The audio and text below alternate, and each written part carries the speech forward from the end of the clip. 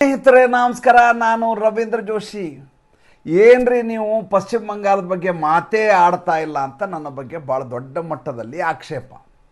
ಒಂದು ಕಾಲಕ್ಕೆ ಪ್ರತಿ ದಿವಸ ಒಂದಿಲ್ಲೊಂದು ವಿಷಯವನ್ನು ಪಶ್ಚಿಮ ಬಂಗಾಳದ ಬಗ್ಗೆ ಹೇಳ್ತಾ ಇದ್ರಿ. ಈಗ ಇದ್ದಕ್ಕಿದ್ದ ಹಾಗೆ ಸೈಲೆಂಟ್ ಆಗಿಬಿಟ್ಟಿದ್ದೀರಿ. ಪಶ್ಚಿಮ ಬಂಗಾಳದ ವಿಷಯ ಹೇಳದೇ ಇದ್ದರೆ ಹೆಂಗೆ ಅಂತ.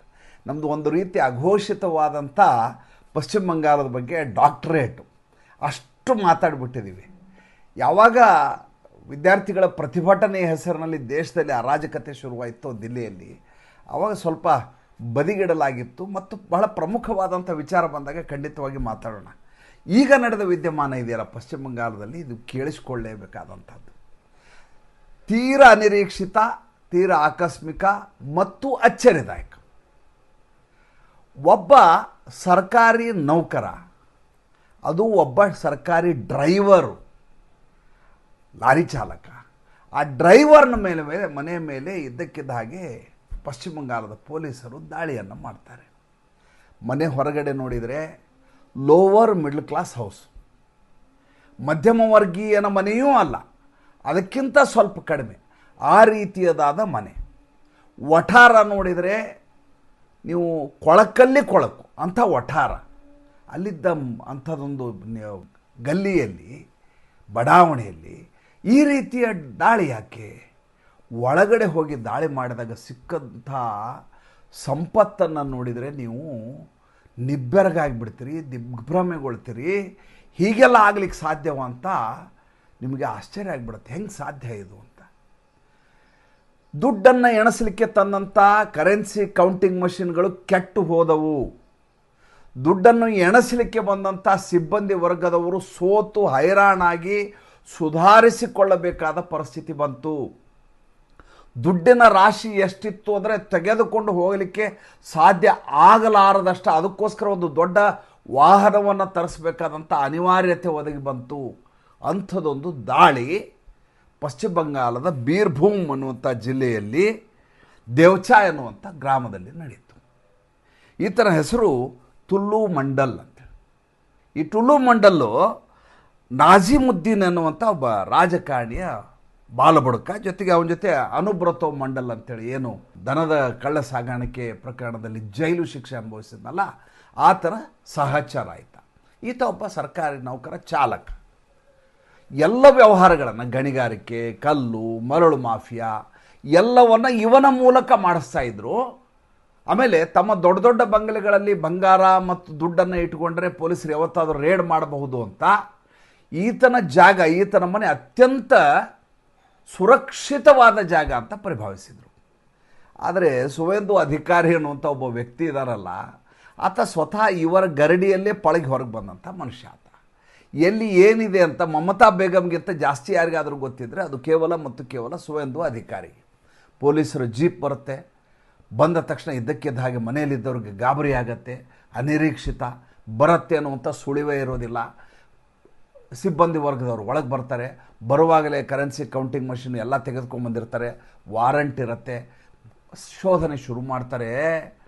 ದುಡ್ಡು ಎಣಿಸಿ ಎಣಿಸಿ ಎಣಿಸಿ ಯಾವ ರೀತಿ ನಿತ್ರಾಣಗೊಂಡು ಬಿಟ್ಟರು ಅಂದರೆ ಸ್ವಲ್ಪ ಸುಧಾರಿಸ್ಕೊಂಡು ಇನ್ನೊಂದು ಸಲ ಎಣಿಸೋಣ ಅಂತ, ಅಷ್ಟರ ಮಟ್ಟಿಗೆ ಅಲ್ಲಿ ಸಂಪತ್ತಿರುತ್ತೆ. ಎಣಿಸಿದಾಗ 1.5 ದಿವಸ ನಿರಂತರವಾಗಿ ಎಣಿಸಿದ ವಾಗ ಅಲ್ಲಿ ದೊರೆತಂಥ ದುಡ್ಡಿನ ಒಟ್ಟು ಮೊತ್ತ 28.5 ಕೋಟಿ ರೂಪಾಯಿಗಳು. ಕೇವಲ ಮತ್ತು ಕೇವಲ 28.5 ಕೋಟಿ ರೂಪಾಯಿಗಳು. ಆಮೇಲೆ ಬಂಗಾರದ ಗಟ್ಟಿ ಇದಾವಲ್ಲ, 15 kg ಚಿನ್ನದ ಗಟ್ಟಿಗಳು ಇಷ್ಟು ಲಭ್ಯ ಆಗಿದ್ದಾವೆ. ಜೊತೆಗೆ ಬಹಳಷ್ಟು ಪೇಪರ್ಗಳು ಸಿಕ್ಕಿದ್ದಾವೆ ಪ್ರಾಪರ್ಟಿಗಳದು. ಅದನ್ನೆಲ್ಲವನ್ನು ಸೀಲ್ ಮಾಡಿ ಈ ತುಳು ಮಂಡಲನ್ನು ಬಂಧಿಸಲಾಗಿದೆ. ಯಾರ್ಯಾರ ಹೆಸರಲ್ಲಿ ಆಸ್ತಿ ಇದೆ ಅದರ ಕುರಿತು ಈಗ ತನಿಖೆ ಶುರುವಾಗಿ ಹೋಗಿದೆ.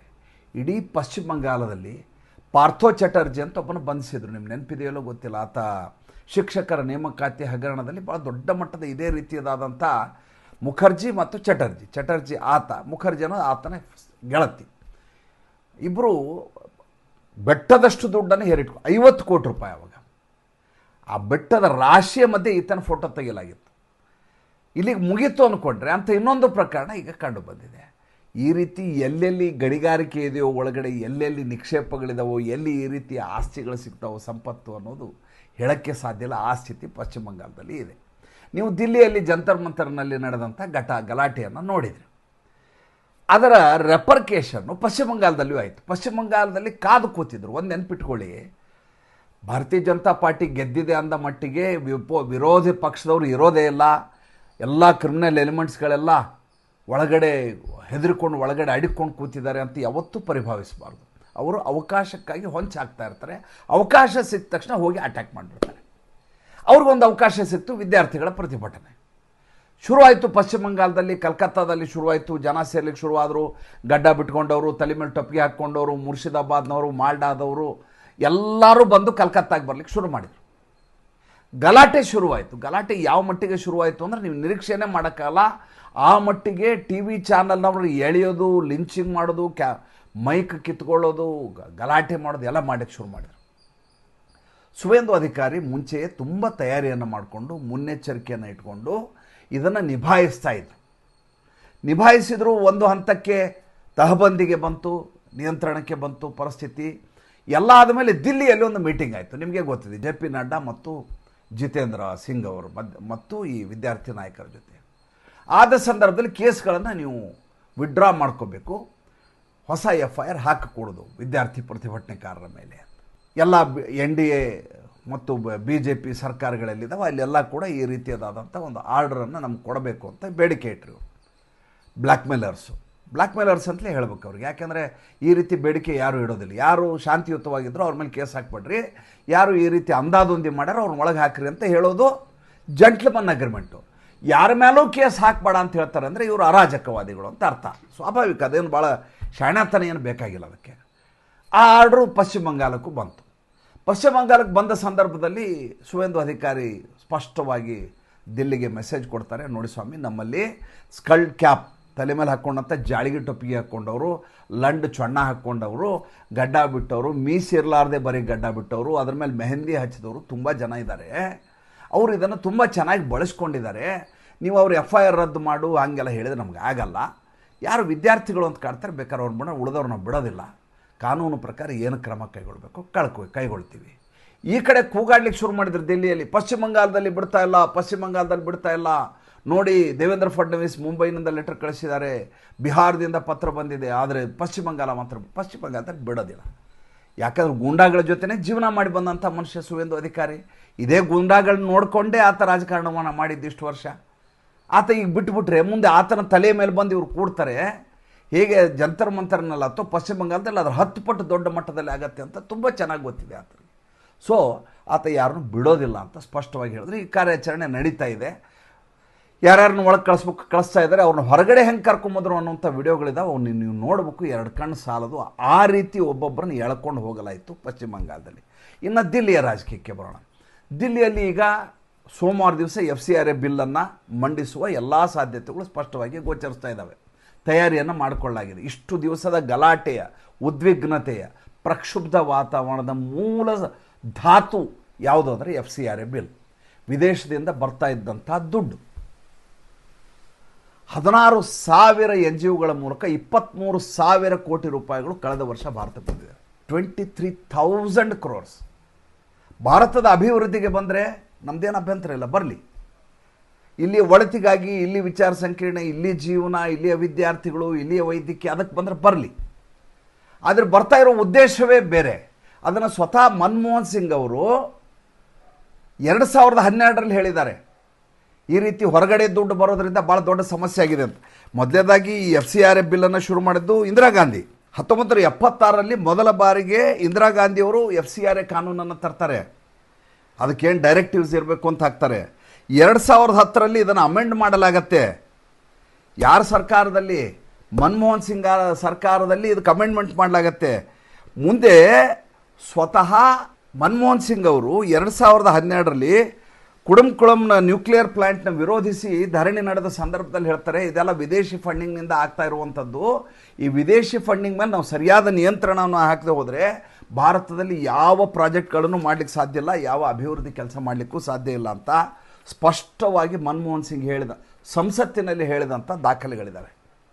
ಅಂದರೆ ಕಾಂಗ್ರೆಸ್ ಸರ್ಕಾರಕ್ಕೂ ಕೂಡ ಈ ರೀತಿಯ ಉಪಟಳಗಳಾದಂಥ ಬೇಕಾದಷ್ಟು ದಾಖಲೆಗಳಿದ್ದಾವೆ. ಆದರೆ ಭಾರತೀಯ ಜನತಾ ಪಾರ್ಟಿ NDA ಸರ್ಕಾರ ಮಾಡಿದರೆ ಇವ್ರಿಗೆ ಆಗಲ್ಲ. ಯಾಕಂದರೆ ಇವ್ರದೇ ಬೇಕಾದಷ್ಟು NGOಗಳಿದ್ದಾವೆ ಮತ್ತು ನರೇಂದ್ರ ಮೋದಿಯನ್ನು ಕೆಳಗಿಳಿಸಲಿಕ್ಕೆ ವ್ಯವಸ್ಥೆ ಏನಿದೆ ಅಲ್ಲ, ಆ ವ್ಯವಸ್ಥೆಗೆ ಬೇಕಾದಂಥ ದುಡ್ಡು ಈ NGOಗಳಿಗೆ ಬರುತ್ತೆ. ಆದ್ದರಿಂದ ಈಗ ಅದು ನಡೀತಾ ಇರೋದು. ಈಗೇನಾಗಿದೆ, ಈ ಬಿಲ್ಲನ್ನು ಪಾಸ್ ಮಾಡಲಿಕ್ಕೆ ತಯಾರಿಯನ್ನು ಮಾಡಿಕೊಳ್ಳಾಗ್ತಾ ಇದೆ. ಅದು ಆಗಬಾರದು ಅನ್ನುವಂಥ ಶಕ್ತಿಗಳು ಅಮೆರಿಕದಲ್ಲೂ ಕೆಲಸ ಮಾಡ್ತಾ ಇದ್ದಾವೆ, ಬೇರೆ ಬೇರೆ ಭಾಗದಲ್ಲಿ ಭಾರತದ ಒಳಗಡೆನೂ ಕೆಲಸ ಮಾಡ್ತಾ ಇದ್ದಾವೆ. ಈ ಹಿನ್ನೆಲೆಯಲ್ಲಿ ಈಗೇನು 20 ಜನ ಹೊರಗಡೆ ಬಂದ್ರಲ್ಲ TMCಯಿಂದ, ಅವರ ಮಧ್ಯೆ ಇಬ್ಬರು ಬರಲಿಲ್ಲ. ಒಬ್ಬ ಸೌಗತ್ ರಾಯ್ ಅಂತೇಳಿ, ಇನ್ನೊಬ್ಬ ಶತ್ರುಘ್ನ ಸಿನ್ಹಾ. ಸೌಗತ್ ರಾಯ್ ಹೇಳ್ತಾರೆ, ನನ್ನ ಕಷ್ಟ ಕಾಲದಲ್ಲಿ ನನ್ನ ಜೊತೆ ನಿಂತವರು ಮಮತಾ ಬೇಗಮ್ ಅವರು, ಮಮತಾ ಬೇಗಮ್ ಅವ್ರನ್ನ ಬಿಟ್ಟು ನಾನು ಬರೋದಿಲ್ಲ, ಅವ್ರ ಜೊತೆನೇ ನನ್ನ ರಾಜಕೀಯ ಮುಗಿದ್ರು ಅವ್ರ ಜೊತೆನೇ ಮುಗಿಯುತ್ತೆ ಅಂತ. ಇನ್ನು ಶತ್ರುಘ್ನ ಸಿನ್ಹಾ ಯಾವ ಕಾರಣಕ್ಕೂ ಸಾಧ್ಯ ಇಲ್ಲ ನಾನು ಪಕ್ಷ ಬಿಡೋದು ಅಂತ ಸ್ಪಷ್ಟವಾಗಿ ಹೇಳಿದರು. ಅವರಿಬ್ಬರು ಅಚ್ಚರಿಯನ್ನು ಮೂಡಿಸಿದ್ರು ಮತ್ತು ಗಟ್ಟಿಯಾಗಿ ಮಮತಾ ಬೇಗಮ್ ಜೊತೆ ನಿಂತಿದ್ರು. ನಿನ್ನೆ ಇಲ್ಲ ಮೊನ್ನೆ ಅಂದರೆ ಶುಕ್ರವಾರ ರಾತ್ರಿ JP ನಡ್ಡಾ ಅವ್ರ ಜೊತೆ ಇವರಿಬ್ಬರು ಡಿನ್ನರ್ಗೆ ಹೋಗಿದ್ದಾರೆ. ಅಲ್ಲಿಗೆ ಒಂದು ದೊಡ್ಡದಾದ ಆಪರೇಷನ್ ನಡೀತಾ ಇದೆ ಅನ್ನೋದು ಸ್ಪಷ್ಟ ಆಗೋಯಿತು. ಇನ್ನು ಎರಡನೇದ್ದು, ಮಹುವಾ ಮೊಯ್ತ್ರಾ ಮತ್ತು ಕಲ್ಯಾಣ್ ಬ್ಯಾನರ್ಜಿ ಗಟ್ಟಿಯಾಗಿ ಮಮತಾ ಬೇಗಮ್ ಜೊತೆ ನಿಂತಿದ್ರು. ಕಲ್ಯಾಣ್ ಬ್ಯಾನರ್ಜಿ ಇವ್ರದ್ದೆಲ್ಲ ಕೇಸ್ಗಳನ್ನ, ಕ್ರಿಮಿನಲ್ ಕೇಸ್ಗಳನ್ನ ಕಲ್ಯಾಣ್ ಬ್ಯಾನರ್ಜಿ ನೋಡ್ಕೊತಾ ಇದ್ದಾರೆ. ಕಲ್ಯಾಣ್ ಬ್ಯಾನರ್ಜಿ ಯಾರು ಅಂದರೆ ಜಗದೀಪ್ ಧನ್ಖಡ್ ಅವರ ಮಿಮಿಕ್ರಿ ಮಾಡಿದ್ನಲ್ಲ ಆ ವ್ಯಕ್ತಿ, ಆತನನ್ನು ಈಗ ಸಸ್ಪೆಂಡ್ ಮಾಡಲಾಗಿದೆ. ಇಡೀ ಅಧಿವೇಶನದ ಸಂಪೂರ್ಣ ಎಲ್ಲ ದಿನಗಳಲ್ಲಿಯೂ ನೀನು ಒಳಗೆ ಬರಬಾರ್ದು ಅಂತ ಆತನಿಗೆ ಹೊರಗೆ ಹಾಕಲಾಗಿದೆ, ಸಸ್ಪೆಂಡ್ ಮಾಡಿ. ಆತ ಮೈ ಮೇಲೆ 20 ಜನರು MP ಗಳ ಫೋಟೋ ಹಾಕ್ಕೊಂಡು ಬೀದಿಯಲ್ಲಿ ಮಕರ ದ್ವಾರದಲ್ಲಿ ಓಡಾಡ್ತಾ ಇದ್ದಾನೆ ಆ ಕಡೆ ಈ ಕಡೆ. ಮಹುವಾ ಮೊಯ್ತ್ರಾ ಮಮತಾ ಬೇಗಮ್ ಜೊತೆ ನಿಂತಿದ್ದಾರೆ, ಕಲ್ಯಾಣ್ ಬ್ಯಾನರ್ಜಿನೂ ಮಮತಾ ಬೇಗಮ್ ಜೊತೆ ಇದ್ದಾರೆ. ಇವರಿಬ್ಬರನ್ನ ಶಮಿಕ್ ಭಟ್ಟಾಚಾರ್ಯ ಅಂದರೆ ಪಶ್ಚಿಮ ಬಂಗಾಳದ ಭಾರತೀಯ ಜನತಾ ಪಾರ್ಟಿ ಅಧ್ಯಕ್ಷ ಶಮಿಕ್ ಭಟ್ಟಾಚಾರ್ಯ, ಆತ ಹೋಗಿ ಭೇಟಿಯಾಗಿದ್ದಾರೆ. ಸುಮಾರು 40-45 ನಿಮಿಷಗಳ ಕಾಲ ಇವ್ರ ಮಧ್ಯೆ ಮಾತುಕತೆ ಅತ್ಯಂತ ಏಕಾಂತದಲ್ಲಿ ನಡೆದಿದೆ. ಅಂದರೆ ಭಾಳ ದೊಡ್ಡ ಮಟ್ಟದ ತಯಾರಿ ಆಗ್ತಾ ಇದೆ ಅನ್ನೋದು ಅಲ್ಲಿಗೆ ಸ್ಪಷ್ಟ ಆಗಿ ಹೋಯಿತು. ಈ ಮಧ್ಯೆ ಈ 20 ಜನ ಹೊರ ಬಂದಿದ್ದಲ್ಲ, ಬಂದು NCPI ಅನ್ನುವಂಥ ಹೊಸ ಪಕ್ಷದಲ್ಲಿ ಸೇರ್ಕೊಂಡಿದ್ರು. National Congress Party of India ಅನ್ನುವಂಥ ಪಕ್ಷದಲ್ಲಿ ಸೇರ್ಕೊಂಡು, ಆ ಪಕ್ಷ ನಾಮಕೆ ವಾಸ್ತೆ ಇರುವಂಥ ಪಕ್ಷ, ಫರ್ಜಿ ಕಂಪ್ನಿ ಅಂತೀವಲ್ಲ ಆ ಥರ. ಅವರಿಗೆ ಇಂಡಿವಿಜುವಲ್ ಐಡೆಂಟಿಟಿಯನ್ನು ಕೊಟ್ಟಿಲ್ಲ. NCPI ಪಕ್ಷದ ಸಂಸದರು ಇವರು ಅನ್ನೋದನ್ನು ಇನ್ನೂ ಓಂ ಬಿರ್ಲಾ ಡಿಕ್ಲೇರ್ ಮಾಡಿಲ್ಲ. ಹೀಗಾಗಿ ಅವ್ರದ್ದು ನೆನಗುದಿಯಲ್ಲಿದೆ. ಎಲ್ಲಿ ಅವರಿಗೆ TMC ಸದಸ್ಯರು ಅಂತಲೇ ಅವ್ರನ್ನ ಕನ್ಸಿಡರ್ ಮಾಡಲಾಗ್ತಾ ಇದೆ. ಏಕೆಂದರೆ ಇನ್ನೂವರೆಗೂ ಅದ್ರ ಬಗ್ಗೆ ಸ್ಪಷ್ಟವಾದಂಥ ನಿಲುವನ್ನು ತೋರಿಸಿಲ್ಲ ಈ ಓಂ ಬಿರ್ಲಾ ಅವರು. ಈ ಮಧ್ಯೆ ಅಭಿಷೇಕ್ ಬ್ಯಾನರ್ಜಿ ಅವರು ಒಂದು ಲೆಟರ್ ಕೊಟ್ಟಿದ್ದಾರೆ. ಏನಂತ, ಇವ್ರನ್ನ ಒಪ್ಕೋಬಾರ್ದು, ತಾಂತ್ರಿಕವಾಗಿ ಇವರು TMCಗೆ ಸೇರಿದವರು, ಬೇರೆ ಯಾವುದೋ ಪಕ್ಷಕ್ಕೆ ಹೋಗೋದನ್ನು ನಾವು ಸಾಂವಿಧಾನಿಕವಾಗಿ ಸಾಧ್ಯ ಇಲ್ಲ, ನಮ್ಮ ಸಂವಿಧಾನ ಏನಿದೆ TMC ಸಂವಿಧಾನದ ಪ್ರಕಾರ ಹಾಗೆ ಹೊರಗೆ ಹೋಗೋ ಹಾಗಿಲ್ಲ ಅಂತ ಅವ್ರದ್ದೇನೋ ಇದೆ ಕೊಟ್ಟಿದ್ದಾರೆ. ಆದ್ದರಿಂದ ಅವರು ಈ ಕಡೆನೂ ಇಲ್ಲ ಈ ಕಡೆ ಎಲ್ಲ ಅನ್ನುವಂಥ ಸ್ಥಿತಿಯಲ್ಲಿದ್ದಾರೆ. ಅವರನ್ನು ಸುವೇಂದು ಅಧಿಕಾರಿ ಪಶ್ಚಿಮ ಬಂಗಾಳದಿಂದ ದಿಲ್ಲಿಗೆ ಹೋಗಿ ಭೇಟಿಯಾಗಿದ್ದಾರೆ. ಬೆಳವಣಿಗೆಗಳು ಎಷ್ಟಾಗಿದ್ದಾವೆ ನೋಡಿ, ಎಲ್ಲ ಕೂತು ಅದನ್ನೇ ಬರ್ಕೊಂಡೆ ನಾನು. ಈ ಮಧ್ಯೆ ಎಲೆಕ್ಷನ್ ಕಮಿಷನ್ ಆಫ್ ಇಂಡಿಯಾ ಜೊತೆಗೆ ಈ ಹೊರಗಡೆ ಬಣ ಬಂದಿತ್ತಲ್ಲ 60 ಜನ MLAಗಳು, ಆ 60 ಜನರ ಟೀಮ್ ಏನಿದೆ ಅವರು ಎಲೆಕ್ಷನ್ ಕಮಿಷನ್ ಮೇಲೆ ಒತ್ತಡವನ್ನು ಹೇಳ್ತಾ ಇದ್ದಾರೆ. ನಮ್ಮದೇ TMC, ಇದು ಪ್ರತ್ಯೇಕ TMC, ಬೇರೆ ಇನ್ಯಾರ್ದು ಇಲ್ಲ, ಮಮತಾ ಬೇಗಮ್ ಅವ್ರದ್ದು TMC ಅಂತ ಹೇಳಿದ್ರೆ ಅದನ್ನ ರದ್ದು ಮಾಡಿ ನಮಗೆ ಲಾಂಛನವನ್ನು, ಅದರ ಪಕ್ಷದ ಚಿಹ್ನೆಯನ್ನು, ಅದರ ಆಸ್ತಿಯನ್ನು, ಅಲ್ಲಿ ಬ್ಯಾಂಕ್ ಅಕೌಂಟನ್ನು, ಅದು ಪದಾಧಿಕಾರಿ ವರ್ಗ ಎಲ್ಲವನ್ನೂ ನಮಗೆ ಕೊಟ್ಟು ನಮ್ಮದೇ ನಿಜವಾದ TMC ಅಂತ ಡಿಕ್ಲೇರ್ ಮಾಡಿ ಅಂತ ಅವ್ರು ಕೇಳ್ಕೊತಾ ಇದ್ದಾರೆ. ಇನ್ನು ಅಭಿಷೇಕ್ ಬ್ಯಾನರ್ಜಿ ಮತ್ತೆ ಸುಪ್ರೀಂ ಕೋರ್ಟಿಗೆ ಮೊರೆ ಹೋಗಿದ್ದಾರೆ. ಹೋಗಿ ನನಗೆ ಕಲ್ಕತ್ತಾ ಹೈಕೋರ್ಟಲ್ಲಿ ನ್ಯಾಯ ಸಿಕ್ಕಿಲ್ಲ, ನಾ ಕಣ್ಣಿನ ಪರೀಕ್ಷಣೆಗಾಗಿ, ನನ್ನ ಕಣ್ಣಿನ ಶಸ್ತ್ರಚಿಕಿತ್ಸೆಗೋಸ್ಕರ ನಾನು ಅಮೆರಿಕಾಗೆ ಹೋಗಬೇಕು ಅಂತ ಸುಪ್ರೀಂ ಕೋರ್ಟಿಗೆ ಮೊರೆ ಹೋಗಿದ್ದಾರೆ. ಈ ರೀತಿ ಹಲವಾರು ಬೆಳವಣಿಗೆಗಳು ಪಶ್ಚಿಮ ಬಂಗಾಳದಲ್ಲಿ ನಡೀತಾ ಇದ್ದಾವೆ. ಇದಲ್ಲದೆ ತುಂಬ ಆಸಕ್ತಿದಾಯಕವಾದಂಥ ಒಂದಷ್ಟು ಜನ ಅಟ್ಟಿಸ್ಕೊಂಡು ಹೋಗಿ ಹೊಡೆದಿರೋ ಒಂದಿಷ್ಟು ವಿಡಿಯೋಗಳಿದ್ದಾವೆ. ವಿಡಿಯೋ ತೋರಿಸಲಿಕ್ಕಾಗಲ್ಲ, ಅದ್ರ ವಿಷಯಗಳನ್ನು ಮುಂದಿನ ಸಂಚಿಕೆಯಲ್ಲಿ ಹೇಳ್ತೀನಿ. ಈ ಸಂಚಿಕೆ ಹೇಗೆ ಅನ್ನಿಸ್ತು ದಯವಿಟ್ಟು ತಿಳಿಸಿ. ಸಂಚಿಕೆ ಇಷ್ಟ ಆದರೆ ಲೈಕ್ ಮಾಡಿ, ಫಾಲೋ ಮಾಡಿ, ಶೇರ್ ಮಾಡಿ. ನಮ್ಮ ಮುಕ್ತ ಪತ್ರಿಕೋದ್ಯಮಕ್ಕೆ ದಯವಿಟ್ಟು ಆರ್ಥಿಕವಾಗಿ ಬೆಂಗಾವಲಾಗಿ ನಮಸ್ಕಾರ.